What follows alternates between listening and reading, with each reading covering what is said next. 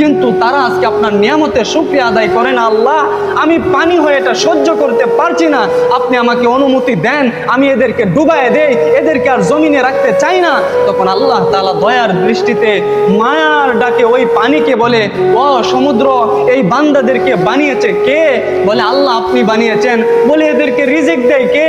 বলে আল্লাহ আপনি দেন। বলে এদেরকে সব সময় দেখাশোনা কে করে? বলে আপনি করেন। বলে এত সব কিছু যদি আমি আল্লাহ করে থাকি, তাহলে আমি আল্লাহর এই নাফরমানি করে তোমার তো আর নাফরমানি করে না, তাহলে তোমার কেন এত রাগ, তোমার কেন এত গুসা, তোমার কেন এত প্রভাব আমার বান্দাদের উপর? আমি তো বান্দাদেরকে গুনাহ করার ক্ষমতা দিয়েছি, এরা গুনাহ করতে পারবে। কিন্তু তুমি কি জানো না শয়তানকে আমি শেষ মুহূর্তে কি বলেছিলাম? শয়তান যখন বলেছিল আল্লাহ এদেরকে আমি জাহান্নামে নিয়েই ছাড়বো, যাদের কারণে আজকে আমি ইবলিসের উপাধি অর্জন করেছি, এদেরকে আমি জান্নাতে যেতে দিব না, তখন আল্লাহ তাআলা বলেছিলেন, ও ইবলিস তোমার কথা কি শেষ?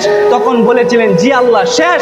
এবার আল্লাহ তাআলা বলতেছিলেন যে শুনো, আমার গোলাম জমিনের মধ্যে থেকে থেকে আমার নিয়ামত খাবে, আমার অক্সিজেন বুক করবে, আমার পানি, আমার বাতাস, আমার ফল, আমার রিজিক সব কিছু বুক করার পরে যদি বান্দা একদিন বুঝতে পারে যে মালিক আমি তো আমার জিন্দেগি গুনায় কাটায় দিলাম, আমি তো বুঝতে পেরেছি আল্লাহ আপনি ছাড়া আমার জমিনের মধ্যে আর কেউ নাই, আজকে আমার বিবি সরে গেছে, আজকে আমার মা সরে গেছে, আমার আত্মীয় স্বজন সরে গেছে।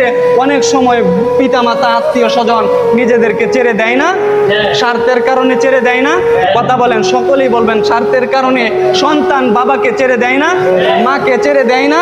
ওই আল্লাহ তাআলা বলতেছেন বান্দা যখন বুঝবে যে এরা আমার আপন না, আমার একমাত্র আল্লাহ, তখন বান্দা যদি কাটি নিয়তে তাওবায়ে নাসুহা করতে পারে, আল্লাহ তাআলা বলেন গোলাম যখন তাওবা করো, কাটি তাওবা যদি তোমরা আমি আল্লাহর কাছে কাটি তাওবা করতে পারো, আমি আল্লাহ তোমাদের জিন্দেগির তামাম গুনাহগুলোকে মাফ করে দেব। সুবহানাল্লাহ। ঘোষণা দিয়েছেন কে? আরো জোরে বলেন, ঘোষণা দিয়েছেন কে?